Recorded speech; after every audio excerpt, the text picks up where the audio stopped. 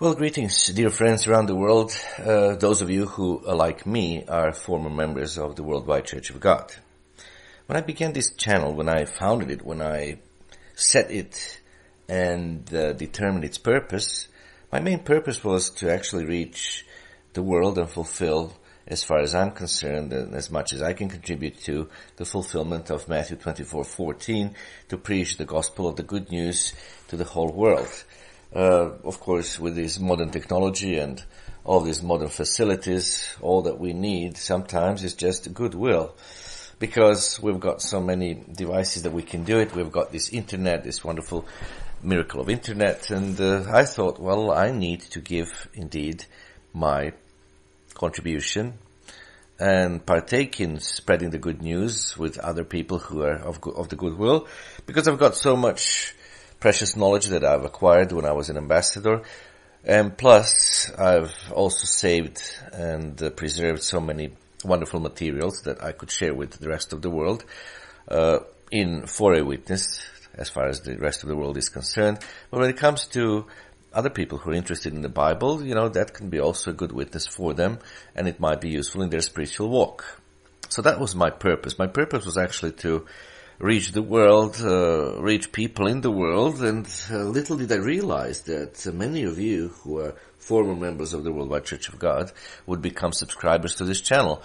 I was, in fact, very much surprised to see how many of you are there, and I'm very happy that this channel has attracted you for the simple reason that I've gone through the same things and I've experienced the same things that many of you, perhaps most of you, have also experienced. So I can indeed understand what you have been through, and I can understand your position that you might have stayed either neutral or that you just did not want to join any organization, any church organization, etc., etc. Well, that's quite understandable, and that's why for some time, I've been wanting to give you a special message of this sort with the purpose to actually encourage you to continue and stay on this channel and continue to follow this channel and continue to maintain your close relationship with Jesus Christ and with God the Father. Because, as it says in the Bible in 1 John, it says that our relationship, our community is our fellowship, however you want to put it, is primarily with our Father and His Son Jesus Christ, whose blood cleanses us from all sin. Now, that being the case means that is the most important thing in all of our personal lives. When I was about 20, I fled the civil war in former Yugoslavia, and I found myself in England. My aunt Matilda was a member of the Worldwide Church of God. She was such an outstanding example of a Christian life that drew my attention. And in the courses of our conversation, she told me an important message that Europe was going to be organized and was going to be the leading power in the world. That Europe is going to be led by Germany and also influenced by Vatican. Now, being a historian and being in love with history, I could very easily see that happening because the main countries, the main entities that destroyed former Yugoslavia were exactly Germany and Vatican. So that drew my attention, and I, for the first time in my life, I began reading the Bible back in 1991. And then sometimes, I think it was it October, November, must be November. Sometimes toward the end of 1991, I requested to visit a fellowship. And that's how began my journey with the Worldwide Church of God. Several months later, I realized that baptism was the main and primary thing in our lives. So, being convinced of that, I requested baptism, and on 10th of March 1992 I was baptized. Well, it was already kind of late, but I did also apply for the Ambassador College, because what else could I do? I was, in a sense, I was a refugee. I had no rights to work or do anything in England, and there was a vicious civil war in the country where I was born. So nevertheless, the church administration was in England at that time, or that time was very favorable towards me, and they nevertheless allowed me to apply for Ambassador College. And I was basically the last student who arrived to Ambassador College campus in Big Sandy, Texas, and that would be August 1992. Little did I realize that much of the curriculum was changed because the theological classes were downsized, and the emphasis was now on liberal arts and all of that stuff, because, the apostate leadership of Pasadena, led by Joseph Scotch Sr., and he was surrounded by his close, how can you call them, close friends and other co-parents, his adopted son Mike Fazell, and some other names which are not really all that important, but you can find them in historical files. So the apostate leadership actually wanted to convert that college into a typical kind of educational institution, American educational institution, and that was about it. And they were, of course, on the way to change the doctrine. Well, we didn't know about that, but some people told us, and later I learned that even back in the 1987, there were some overtures towards the doctrinal changes. And, all those changes were now in place by the time that we reached 1994 and 1995. In the year 1995, the whole-scale doctrinal revision was launched, and the first attack, as far as I remember, was the first attack was on the holidays. They're Jewish holidays, we're not obligated to keep them, and all that rubbish. Then, even prior to that, there were a series of lectures by Dr. Stavrididis related to Trinity, because God supposedly is not unity. He is not, family. He is a Trinity. So there were those theological expositions or hypostasies and all that rubbish.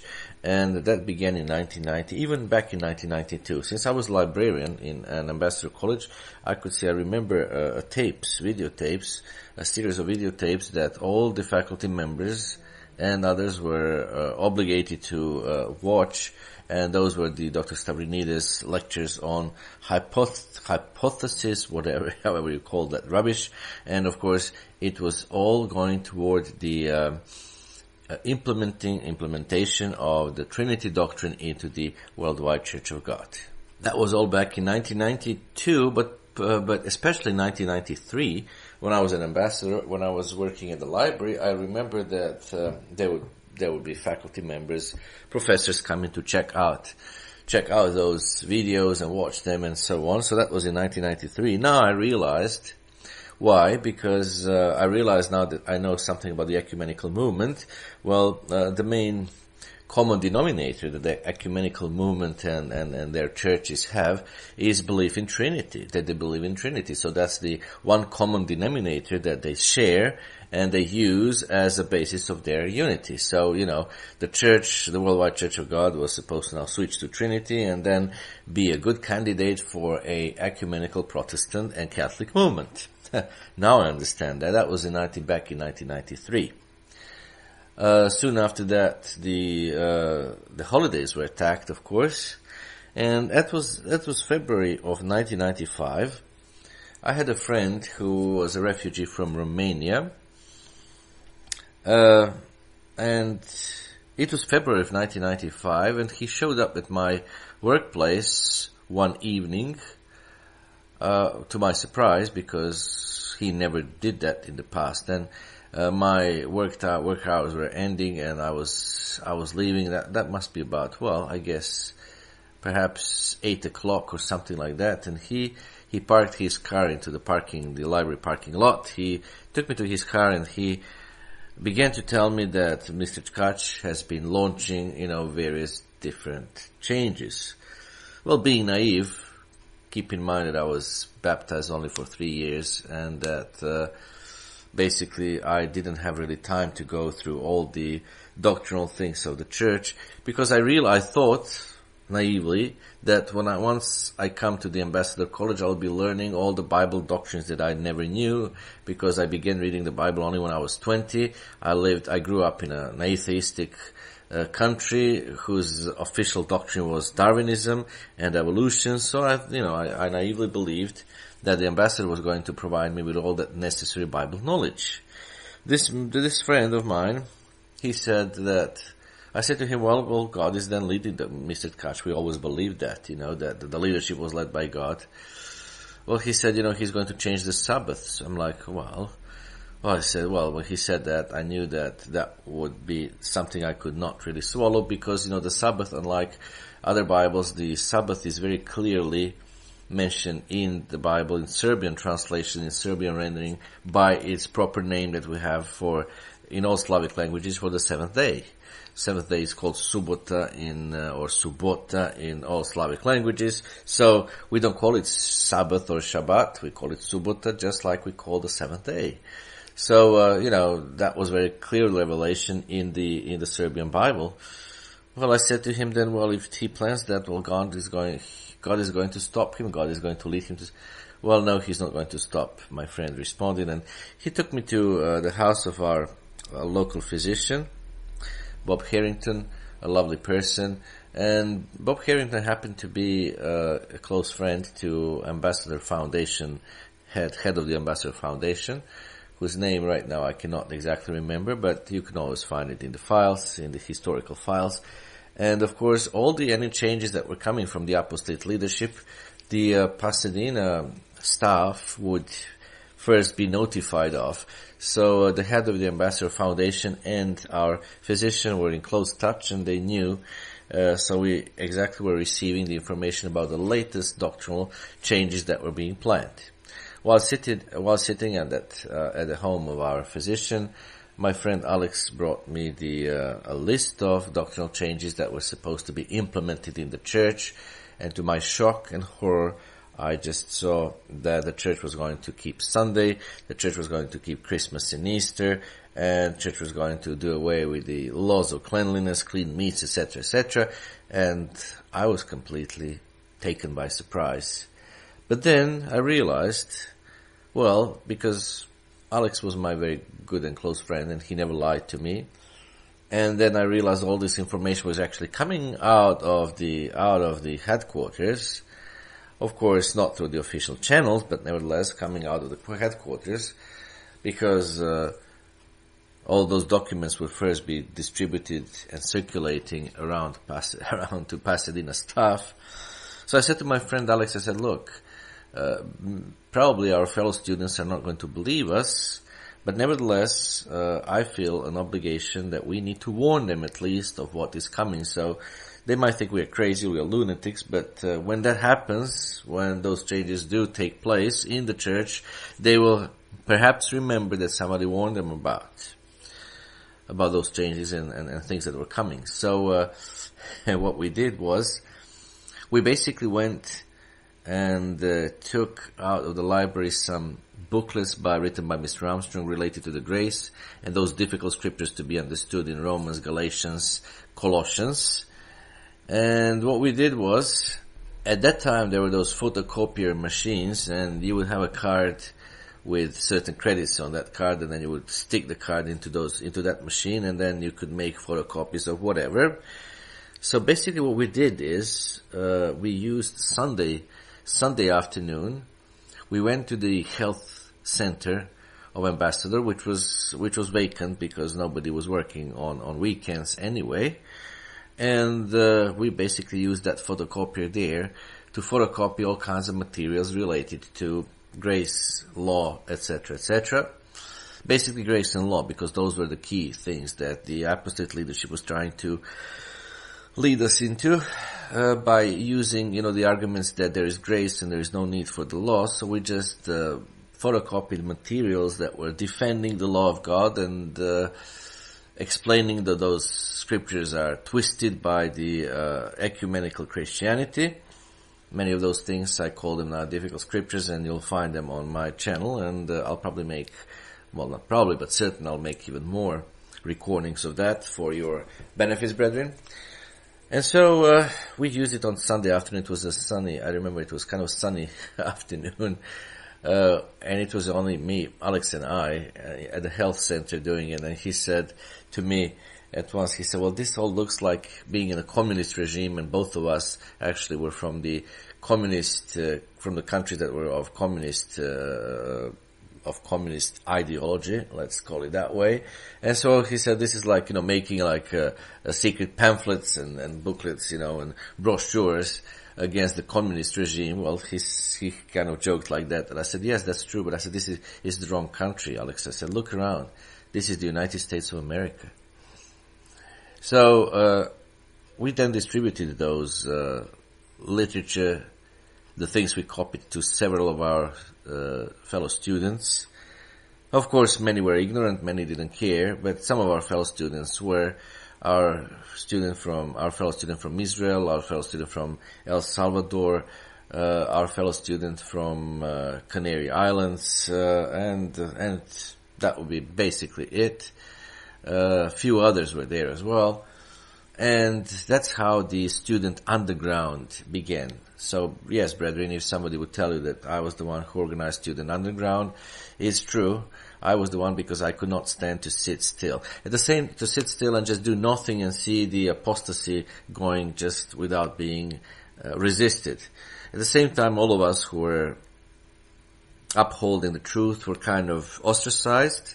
I myself initiated the cutting off the ties with all the students who were actually buying into those changes, because I could no longer believe them. The whole Ambassador College turned into a spiritual concentration camp, in which you had those who were trying to grab and gain certain position by spying on others and what others believe, by reporting it to certain authorities, etc., etc.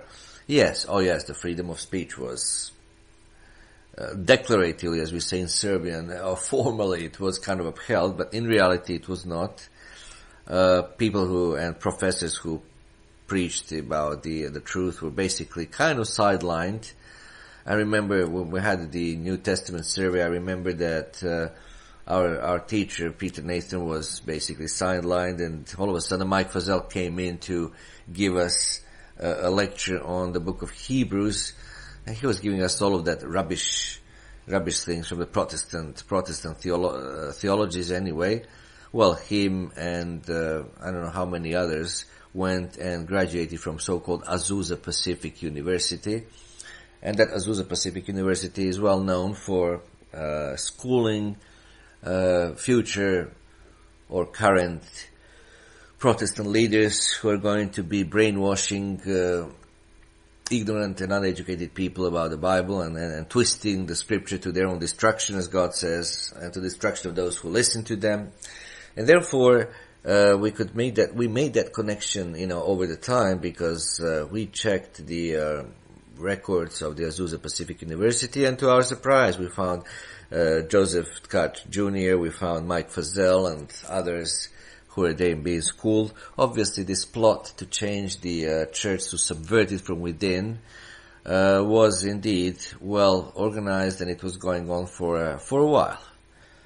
And so, I basically cut off my relations with all the people who were buying into those changes, because I could no longer communicate with them, because the obsession of everyone was the changes, big changes in the church. To me, it was not any big change. It was just return to the old errors. It was returning to all the Constantine Christianity, which I know very well now, all of it and all of its characteristics, because Constantine was born in my country, and I'm writing a booklet on him, and he is actually the one who actually subverted the true Christianity in the 4th century by substituting Sabbath with Sunday, by enacting a Sabbath, the Sunday law, that is, by substituting the Passover with Easter, etc., etc.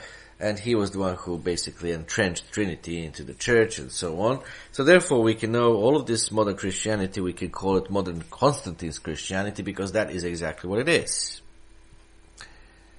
So the Passover was coming up, and I said to my friend, I have no intention to keep the Passover in the so-called field house of our ambassador college, because it's the most solemn occasion in my life, and I don't want to be constantly under pressure and anxiety. What in the world are they going now to twist and what are they going to falsify about the Passover anyway? So I said, I'm not going to go there. I've heard that there'll be those who will be keeping the, traditional Passover. There'll be traditional Passover service, and I heard it will be in a warehouse, Mishnik warehouse. So please, let's get there. So he obtained directions, and indeed we went, bought a little basin for the foot washing ceremony, and the three of us, I remember David Obenchain, my dear friend, Alex Chalan, and myself, the three of us went to keep the Passover there. I was very surprised to see some of our other fellow students. In fact, I was very deeply touched, and when my friend Warren Lee kind of hugged me and said, Sasha, my brother. There was my former English teacher, Jerry Holcomb, a wonderful lady. My dear friends Nogueras, my friend Sandra, her sister, her father, her mother, and I'm just telling you just a few of those names, the people who really meant to me. And I think there was 120 of us in that warehouse, Mishnik warehouse. Anyway, that was beautiful. And then the next day was the night to be much observed. Thankfully, I was invited previously. All the ambassador students would be assigned to certain families. We used to have about 5,000 members in Big Sandy. The Worldwide Church of God numbered 5,000 members. And therefore, there were enough families that could, all of them were assigned. We were assigned to certain families to keep the night to be much observed with them. I was very blessed enough to be assigned to a household with the Seelig household. And when I asked my friend Jason Yates at that time, I said, is this household okay? Are they for those changes or not? Oh, don't worry, he said to me. The lady of the house, Seelig, she is the queen of the underground. That's what he said. My friend Hervé Irion and I, when we were students, it was a summer of 94, I think. While these hosts were away visiting their family, we were keeping the farm, and since I love the animals, I was so thrilled to be able to feed the goats and chickens, and there was a dog called Micah, so it was the country is in a beautiful, the house is in a beautiful countryside, so, plenty of cats as well. I think there were about, 7, 8 or 9 cats anyway. So I really had a wonderful experience. I was feeding those animals, and Hervé and I spent those days in that house, looking after the house and the animals, and that's one of my fondest memories that I have from being the student. So that was the household where I was assigned, thankfully. And of course the students varied. Some of them were for the changes, many were some of them were not. And so was with the staff. I remember, what was his last name? I think Philip was his name. He was from a library, a member of the library staff, and he said to me, well, things just get a little bit, dynamic in the church, and then for a while everything's fine, and they get stirred up again, and so on. Of course, I was a new believer, so to me those things were new. But my hostess, Argus Seelig, upon hearing what I was saying, she took me aside, she took me to her bedroom and got it was a photocopy of a book called, it was just typed out, so it was not really a book. It was, you might say, a bound copy of, which said, Difficult Scriptures Explained at Last.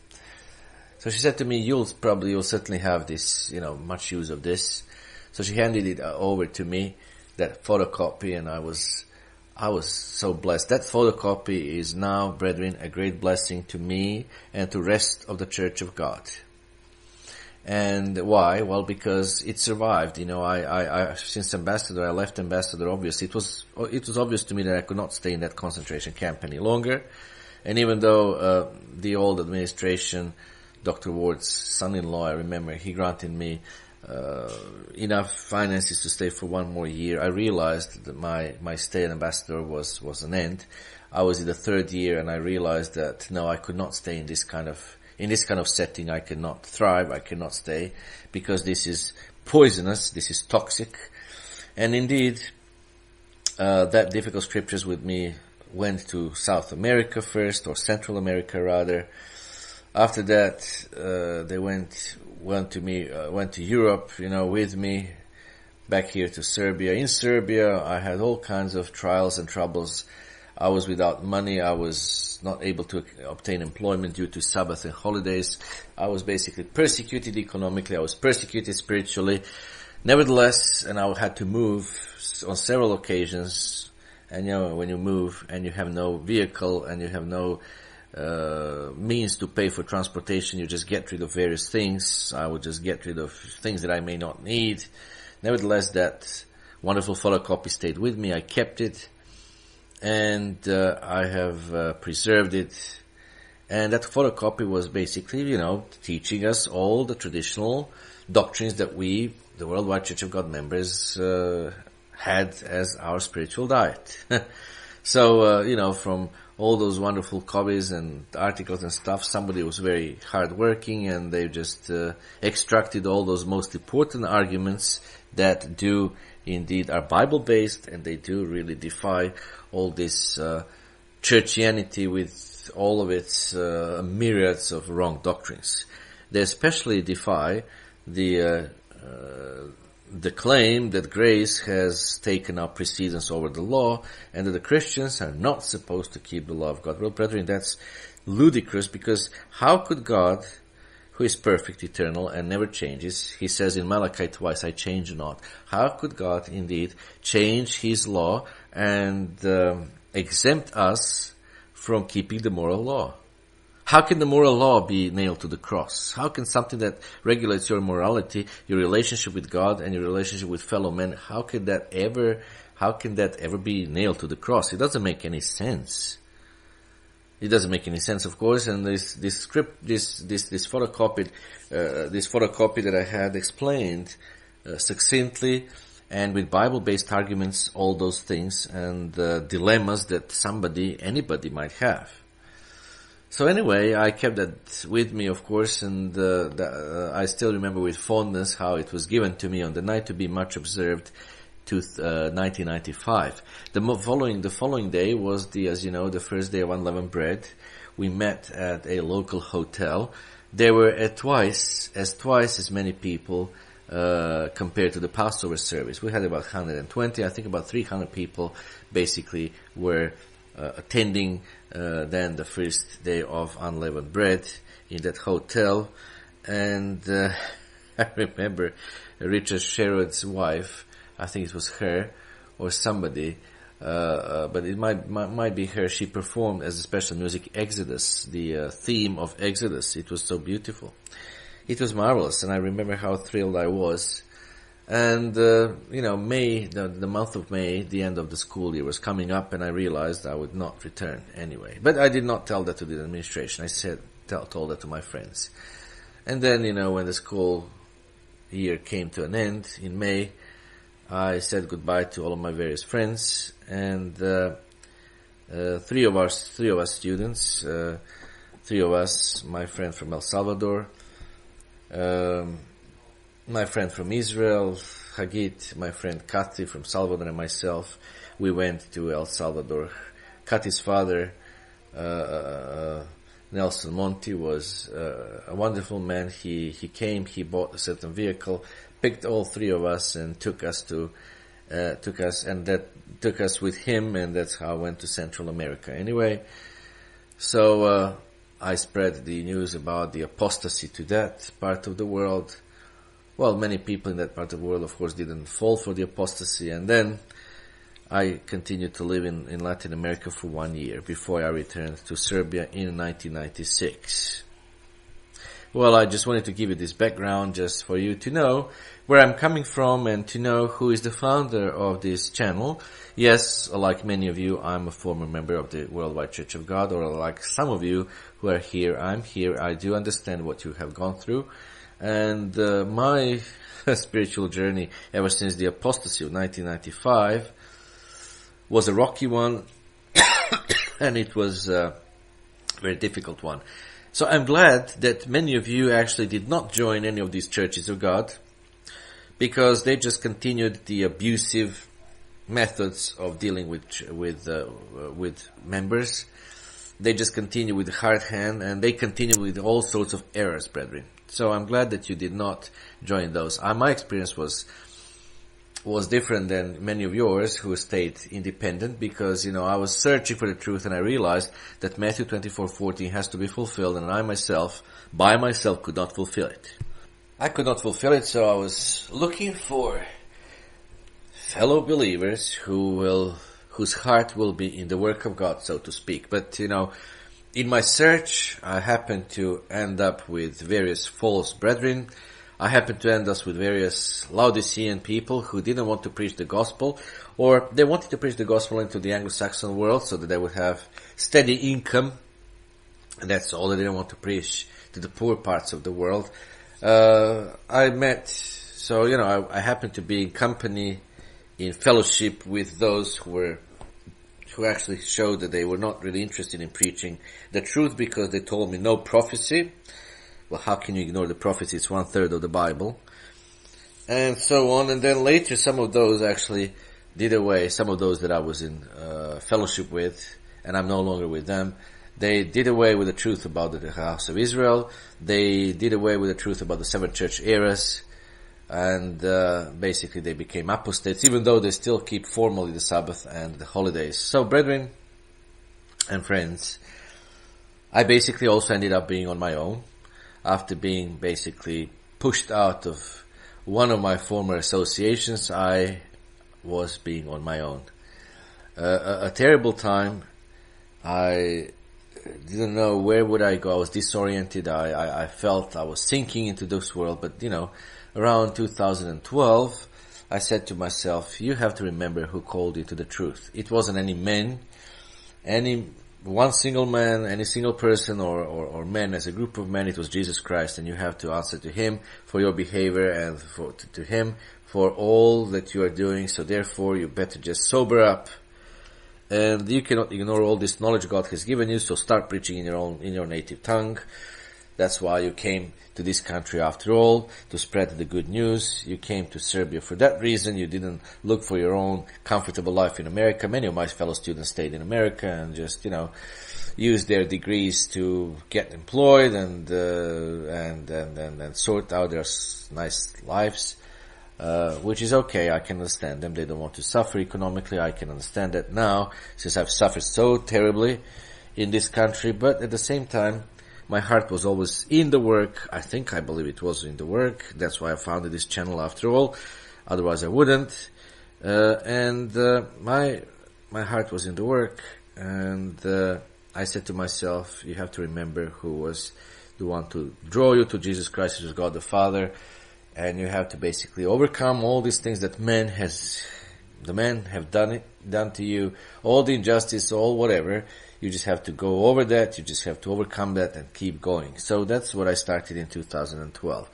And then I'm now not going to give you any other details. I began preaching in Serbian language. There were various people who came in and got out. Various people who were false brethren. Some stayed, some left.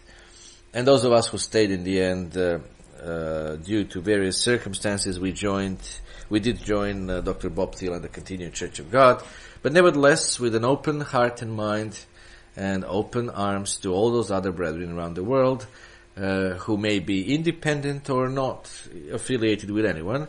The policy of the Continuing Church of God is exactly that we believe we are the truest Church of God, because we believe that we preach the full truth. We do recognize other churches of God, including independent brethren, as our brethren. And we believe that Sophoniah chapter 2 is being fulfilled now. There is now time of regathering. There is time to reorganize, in a sense, regather and give our best in these end times, very end times, to still spread the gospel for a witness to the whole world. That's about it anyway. But I founded this channel independently as my own, so that I could give my own personal contribution to the to preaching the gospel. But I do it now I want you to be aware. I don't want you to feel kind of duped. I do it, yes, in cooperation, in fellowship, and with support of the Continuing Church of God and its leader, Bob Thiel. Yes, I do it. Nobody censors me. Nobody tells me what to say. I choose freely topics. I've been given, in fact, even I was even ordained by Bob Thiel as an elder. He says that I'm an elder of the whole church in the whole world, not just locally. So, he never puts any censorship on me, neither does he direct me what shall I say or what shall I not say. If he feels the need to correct me, he does correct me in love, and I correct myself. I obey him because, of course, he's a seasoned preacher. He is a man who knows a lot. He is well acquainted with church history, etc., etc. He's a scientist, by the way. He's a doctor of the natural medicine. So he deserves great respect, and he respects all and any believers, and very often he asks us for our opinion, for our input, for whatever. And so I do this, all of this that I do here, I do in cooperation with that organization, with that man, but I'm not preaching the organization to you, brethren, and I don't think that's constructive.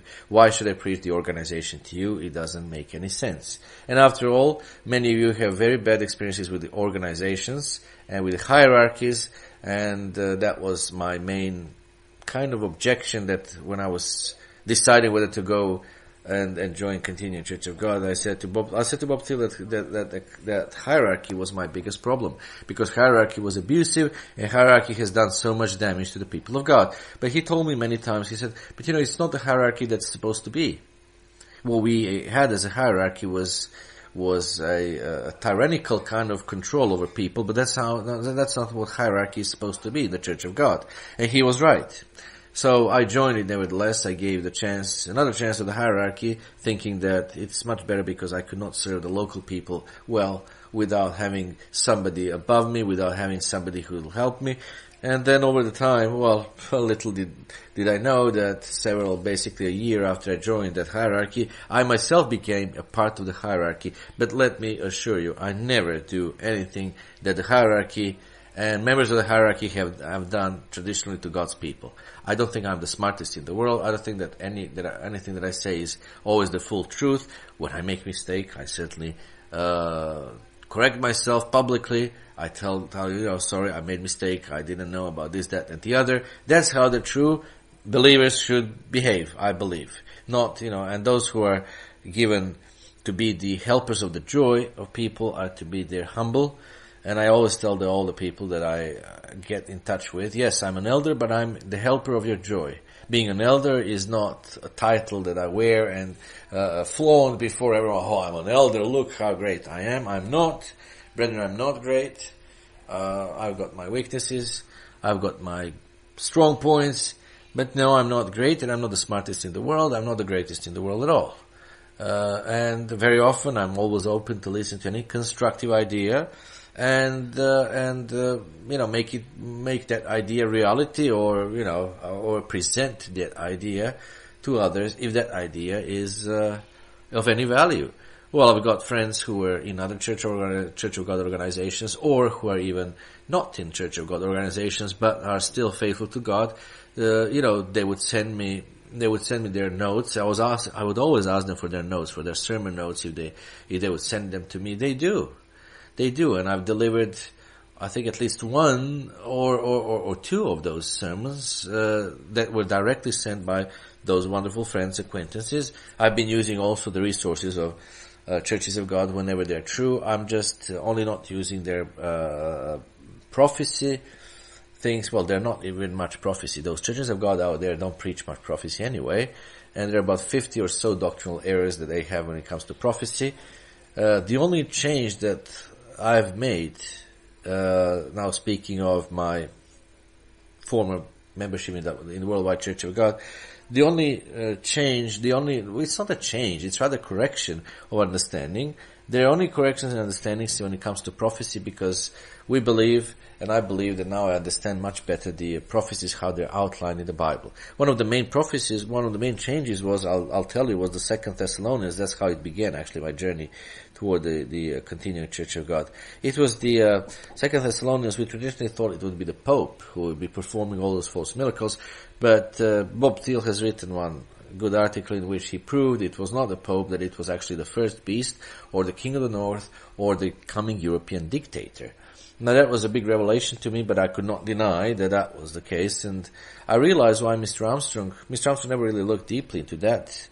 He basically adopted, I realized as I analyzed the church history, he adopted the Waldensian stance on that, because in the Middle Ages, when Waldensians were the true Church of God in Europe, the Roman Catholic Church had both ecclesiastical and civil power.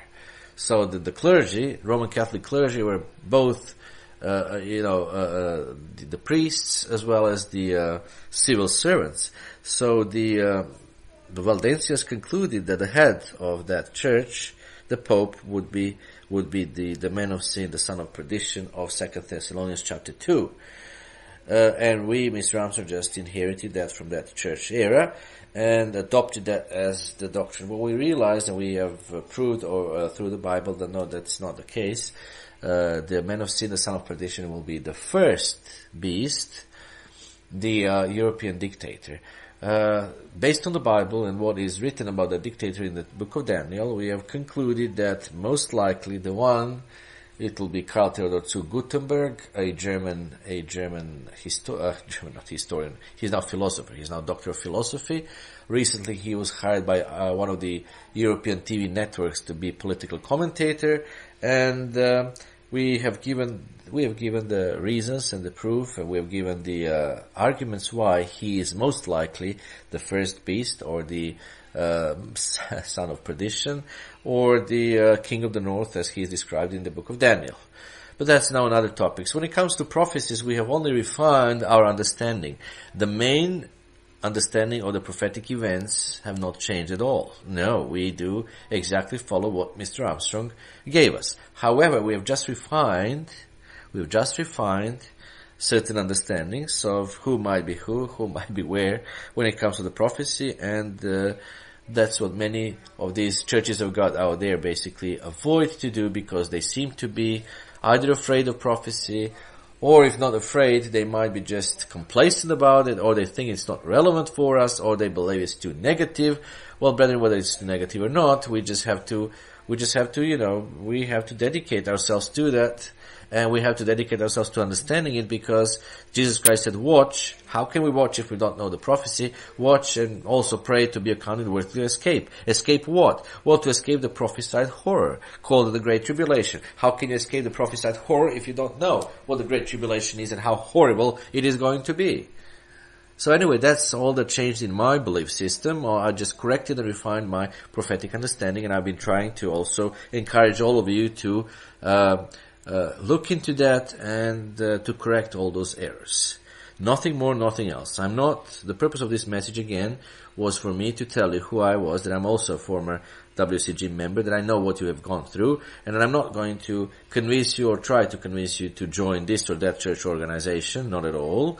I do encourage you to participate in the work of God, and if you ever want to come to any of our Church of God, any of Continuing Church of God fellowship, that you should feel that you're welcome to, as long as you're not going to be spreading any kind of heresies or any kind of errors. You're well welcome to, because we're not a closed-minded, and we're not closed-door church. We're not kind of a sect, that does not allow people to come into their midst. No, that's not the case.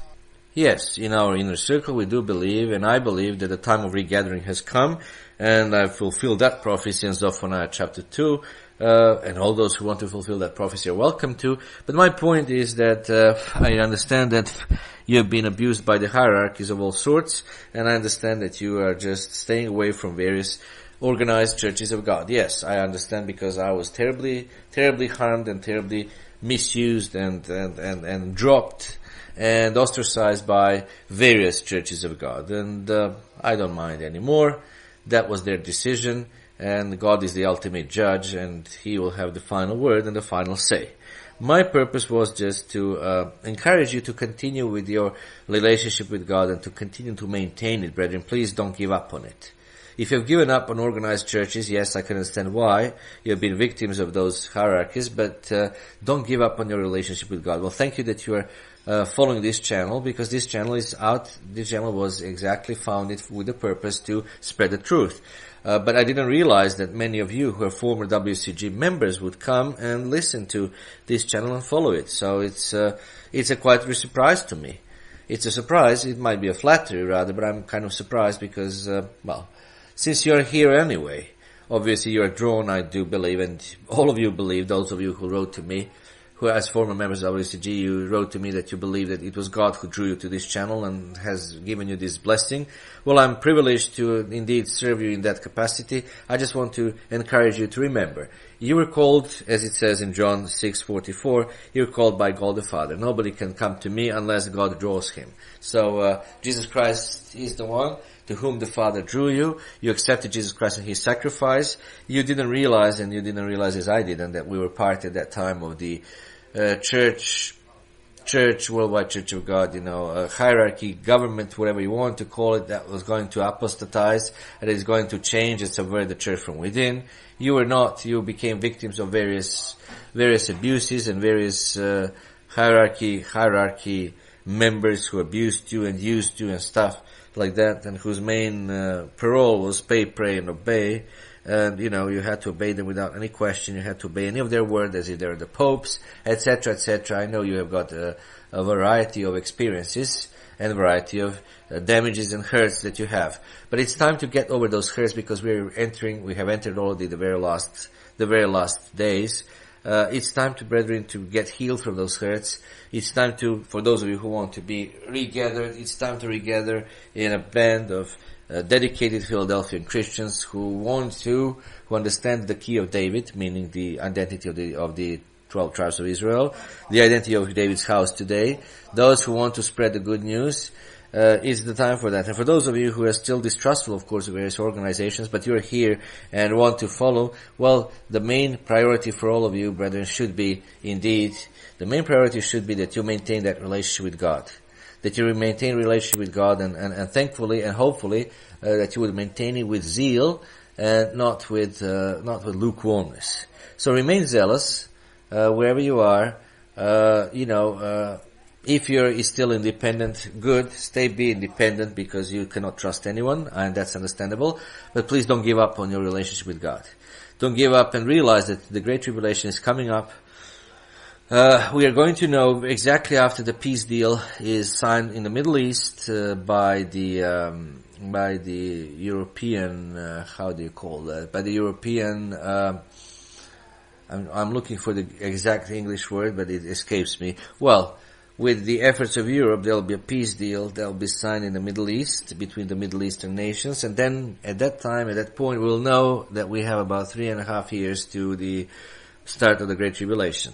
So the Great Tribulation is coming up, and I certainly don't want any of you to end up in the Great Tribulation. But if we become lukewarm, all of us, we will end up in the Great Tribulation to be refined.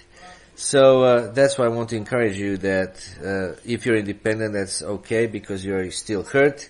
But ask God to give you strength to overcome it, and ask God to give you strength to keep a zealous relationship with Him and in Jesus Christ, because that is going to maintain us. And anyway, when our work stops, one of these days, the European dictator is going to obviously censor me and others. When this work stops, brethren, there will be the Great Tribulation, and there will be the two witnesses who are going to indeed be continuing the work of God throughout the Great Tribulation, and there will be witnesses to the world. So therefore, we will have the witness until the very end. But the main point is that keep in mind that your relationship with God is a primary thing, because it was God who called you, drew you to Jesus Christ. And therefore, because He did it, He obviously called you for a purpose. The purpose was obviously to give you a reward, and the purpose was that you will help other nations in the kingdom of God to come to the point to accept Jesus Christ, through Jesus Christ, to start living God's way, and of course then inherit as the result the eternal life. That's why God called you. Remember why He called you at this time of Satan's great deception. And because He called you and because He values you, please appreciate that relationship with Him. Try to do your best to be zealous. Whatever you can do to support the work of God, please feel free to do so. Feel free to, say how, why. There is a way to support God, the work of God anyway. With your prayers, if nothing else. Support it, because that's the key thing for our spiritual growth at this time. And we are approaching the time, a very exciting time, when the European dictator is going to come onto the world scene. And when the European dictator is indeed going to be the one who will not like what we have to say, what I have to say, and they'll censor me and censor all those who preach the truth anyway. So realize that we are living those days, and that of the primary importance it is to maintain your close relationship with God.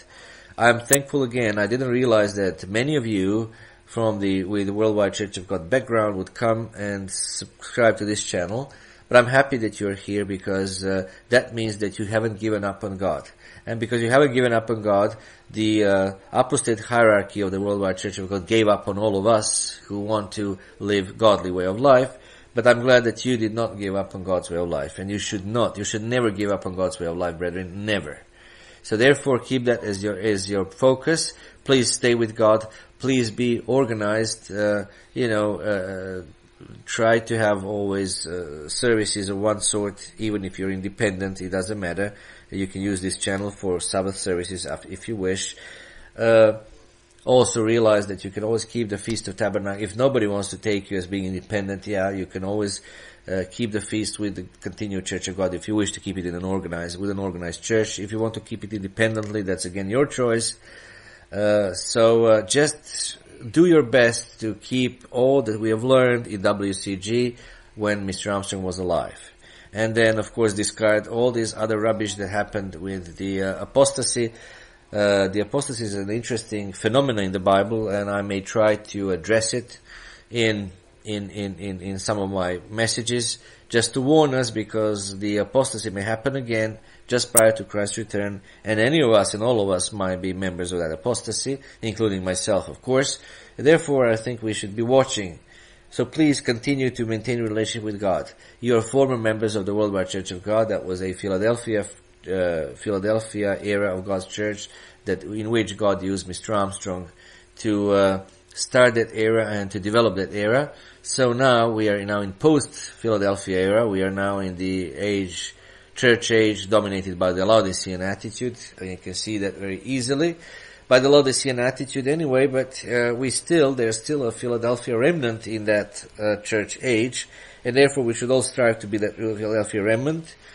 We all need to continue to watch and to pray to be worthy to escape all those horrible things coming up. This channel is here to help you, brethren, to help you watch, to encourage you to maintain your relationship with God, to encourage you not to give up, regardless of how difficult it is to give up. So this channel is here to help you watch, wherever you are, to help you watch and to help you pray to escape all these things. So thank you for coming once again to this channel. I'm very flattered in a sense that you found this channel useful for your spiritual growth, but I'm very blessed as well to be with many of you who have exactly the same background as I do with the Worldwide Church of God, and I'm blessed in the sense that being brethren and being of the same faith, we can now continue in that faith until the very end. So thank you again for being here. Be encouraged. Don't give up. Maintain that relationship. God is the one who called you. It was not any human. It was God primarily. He called you for a purpose. And therefore, along with this channel, brethren, continue to watch. Continue to watch the prophesied events being fulfilled. Continue to watch. And I pray with all of you that we all be accounted worthy to escape all these things that are happening. Until the next time, friends, goodbye.